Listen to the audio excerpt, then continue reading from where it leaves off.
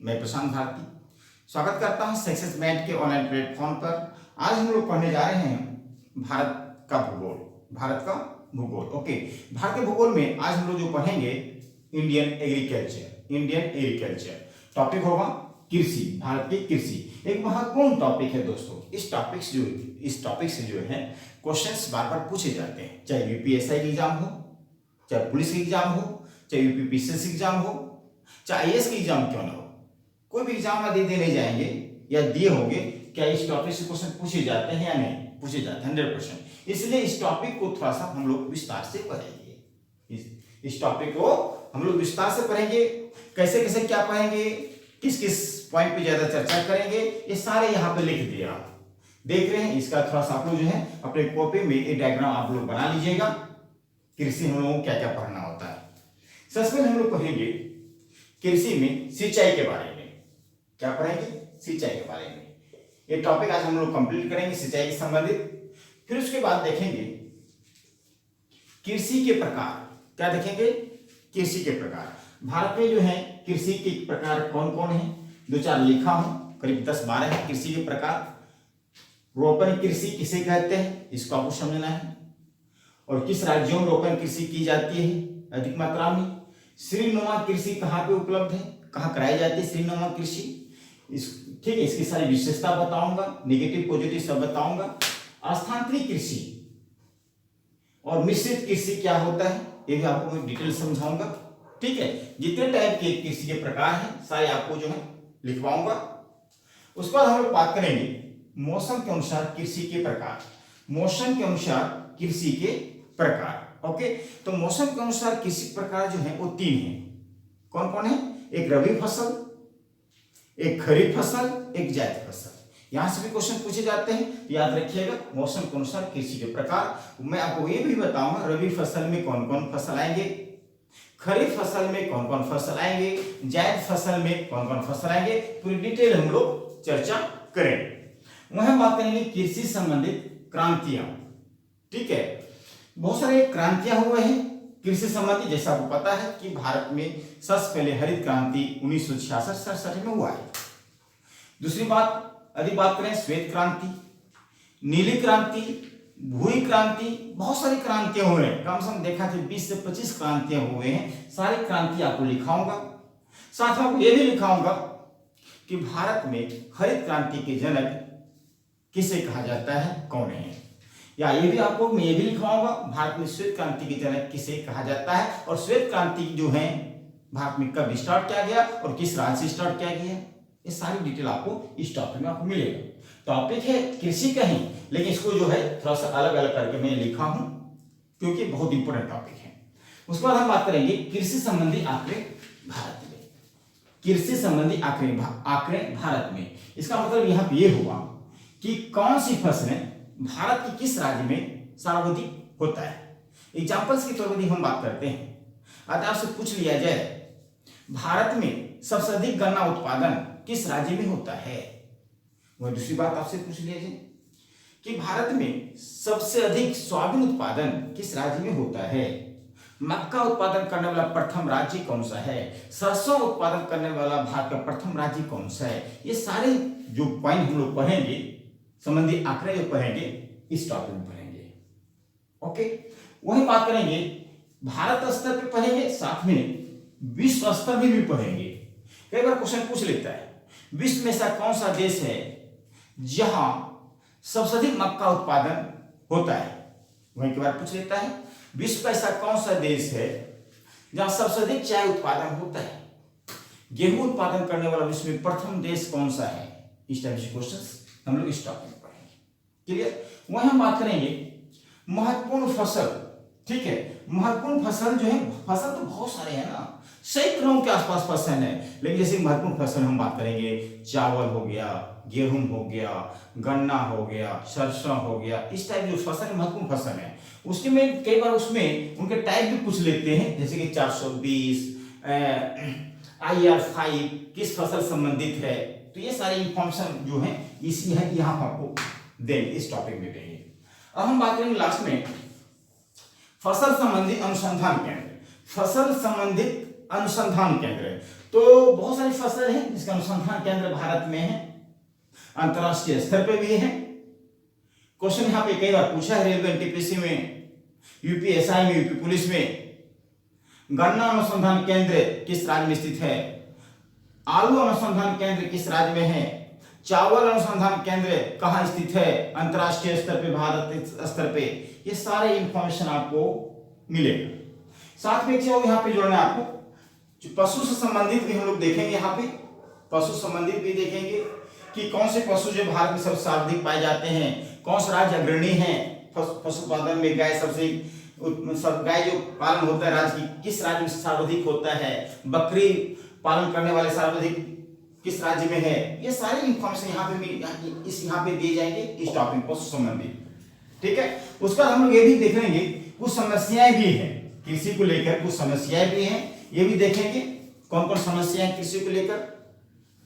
ठीक है, जैसे आप देखेंगे वर्तमान में जो किसान आंदोलन हो रहे हैं, तो फसल संबंधित तो ये समस्याएं हैं, है ना। उसका ये भी देखेंगे भारत में जो है भारत की जीडीपी में एग्रीकल्चर का योगदान कितना % है, ये भी बहुत इंपॉर्टेंट क्वेश्चन है। 1951 में इसका कितना % था जीडीपी में एग्रीकल्चर का, वर्तमान में कितना है?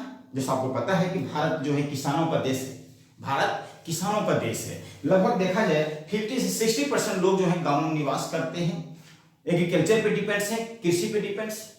ठीक है, चलिए हेडिंग डालिए आप लोग आज की क्लास में सिंचाई, हम लोग पढ़ने जा रहे हैं सिंचाई। ठीक है,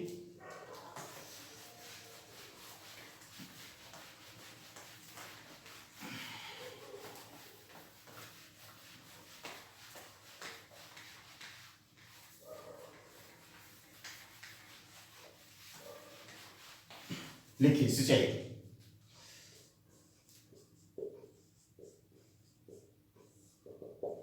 सिंचाई में हम लोग सबसे पहले पढ़ेंगे भारत में कुल बोए गए क्षेत्र का 40% निर्भर करता है सिंचाई पर। 40% निर्भर करता है सिंचाई पर। किस पे? सिंचाई पर। भारत में कुल बोए गए क्षेत्र का 40% निर्भर करेगा सिंचाई पर। ठीक है, वहीं 60% जो है किस पे निर्भर करेगा? वर्षा पे या मानसून पे, या मानसून पे। अरे क्वेश्चन पूछता है भारत में कुल बोए गए क्षेत्र का कितना % मानसून पे निर्भर करेगा? 60%। वहीं सिंचाई पर 40% निर्भर करता है। ओके, यदि आपसे पूछा जाए भारत में सर्वाधिक सिंचाई करने वाला राज्य कौन सा है, तो याद रखिएगा भारत में सबसे ज्यादा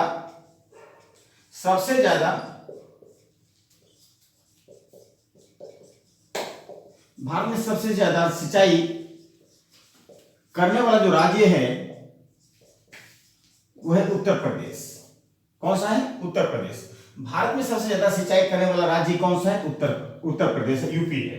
वहां यदि प्रतिशत के आधार पर पूछा जाए आपसे एग्जाम में कि प्रतिशत के आधार पर सबसे अधिक सिंचाई करने वाला राज्य कौन सा है, तो पंजाब। प्रतिशत पूछेगा तो पंजाब हो जाएगा। वहीं देखा क्षेत्रफल के आधार पे सिंचाई करने वाला जो राज्य होगा वो होगा उत्तर प्रदेश। प्रतिशत के आधार पंजाब जो है 90%। वहीं दूसरे नंबर पे हरियाणा 80%। वहीं पश्चिम यूपी जो है, पश्चिम यूपी लगभग 70% जो है सिंचाई करते हैं। ठीक है, ये भी आपको आंकड़ा याद रखना है परसेंटेज के बेस पे। ये क्षेत्रफल के बेस पे याद रखिएगा उत्तर प्रदेश, ये परसेंटेज के बेस पे है ये। अब उसके बाद हम बात करते हैं भारत में सबसे अधिक सिंचित फसल कौन सा है। भारत में सबसे अधिक सिंचित फसल कौन सा है, तो याद रखिएगा गन्ना जो है 90% जो है सिंचित फसल पे डिपेंड करता है। दूसरे नंबर पे देखा जाए चावल 50%। फिर रिपीट करता हूं, सिंचाई जो है भारत में कुल बोए गए क्षेत्र के 40% डिपेंड करेगा सिंचाई पर, बाकी 60% किस पे डिपेंड करता है, वर्षा पे। वहीं पे ज्यादा सिंचाई करने वाला राज्य जो है वो उत्तर प्रदेश है भारत का क्षेत्रफल के आधार पर। वह प्रतिशत के आधार पर पूछा जाए, सिंचाई करने वाला राज्य पंजाब 90%, हरियाणा 80%, पश्चिम यूपी, वेस्ट यूपी 70%। वहीं पूछा गया भारत में सबसे अधिक सिंचित भूमि सॉरी सिंचित फसल कौन सा है, जहां सबसे अधिक पानी की आवश्यकता पड़ती है। गन्ना 90%, सेकंड नंबर पे चावल, सेकंड नंबर पे धान या चावल। ठीक है, यहां तक क्लियर। अब हम बात करते हैं हमारे पास जो सिंचाई के जो साधन है भारत में, जो सिंचाई के साधन जो हैं वो हैं 3 प्रकार है। सिंचाई के साधन, सिंचाई के साधन जो हैं वो 3 है। जैसे कि आप देखेंगे नलकूप एवं कुआं, नलकूप एवं कुआं। नलकूप और कुआं जो है लगभग 58% सिंचाई करता है भारत में। दूसरे नंबर पे यदि हम बात करें नहर, नहर जो है 32%। यहां से क्वेश्चन पूछा जाता है कि नहर से जो है भारत में कितना प्रतिशत पर सिंचाई किया जाता है, कितने प्रतिशत। नहर से जो है 32% पे सिंचाई किया जाता है, नहर से, नहर के माध्यम से। वहीं जो बचता है लास्ट में तालाब, तालाब, तालाब से 6% सिंचाई की जाती है। लास्ट में देखा जाए 2% के आसपास जो है अन्य क्षेत्रों से सिंचाई किया जाता है, अन्य साधनों से। तो ये भी आपको आंकड़ा याद रखना है।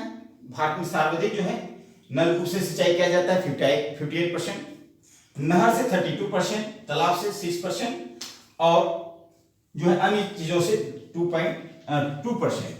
ओके, यहां तक क्लियर। अब यहां भी हम बात करते हैं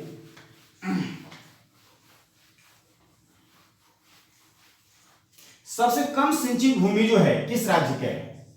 सबसे कम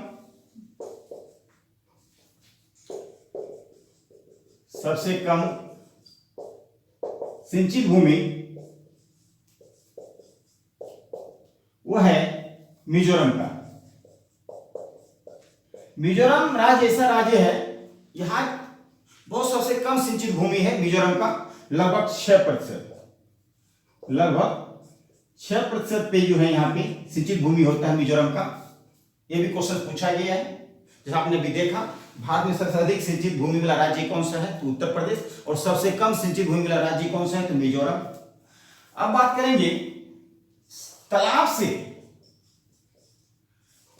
सर्वाधिक जो कृषि सिंचित किया जाता है, तालाब से सर्वाधिक सिंचित वाला राज्य कौन सा है।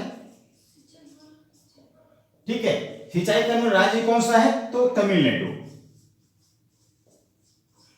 तमिलनाडु एक ऐसा राज्य है जहां तालाब से अधिक मात्रा में सिंचाई की जाती है। कौन से, किससे, तालाब से। याद रखिएगा, ये भी क्वेश्चन पूछा गया है और ये भी क्वेश्चन पूछा गया है। जितनी बातें बता रहा हूं वो सारे फैक्ट हैं, इंपॉर्टेंट हैं, यही सब क्वेश्चन पूछे जाते हैं दोस्तों, याद रखना। तो तालाब से सर्वाधिक सिंचाई की जाते हैं कहां से, तमिलनाडु में। तमिलनाडु किस राज्य में, तमिलनाडु में। अब उसके बाद याद रखिएगा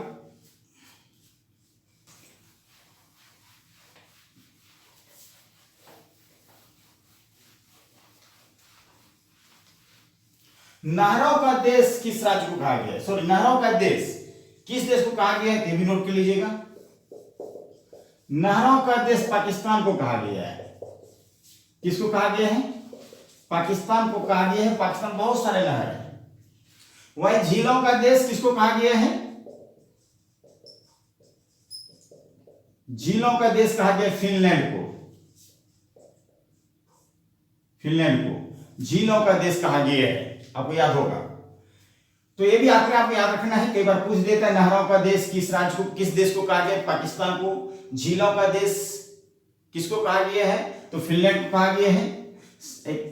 7 पहाड़ों का देश किसको कहा गया है, रोम को कहा गया है। 7 पहाड़ों का देश किसको कहा गया है, रोम को कहा गया है। इस तरह सिंचाई संबंधित जो है आपको इतना ही फैक्ट आपको याद रखना है। अब हम लोग बात करेंगे नेक्स्ट क्लास में जो है कृषि के प्रकार। कृषि के प्रकार, फिर उसके बाद आएंगे मौसम के अनुसार कृषि कितने प्रकार के होते हैं वो भी बताएंगे। फिर जो भी यहाँ पे मैंने आपको सिलेबस लिखवाया है कृषि से संबंधित वो सारी डिटेल आपको पढ़ाया जाएगा। ठीक है, 2 से 3 वीडियो में। फिर मिलते हैं कल क्लास में। थैंक यू सो मच आज क्लास के लिए।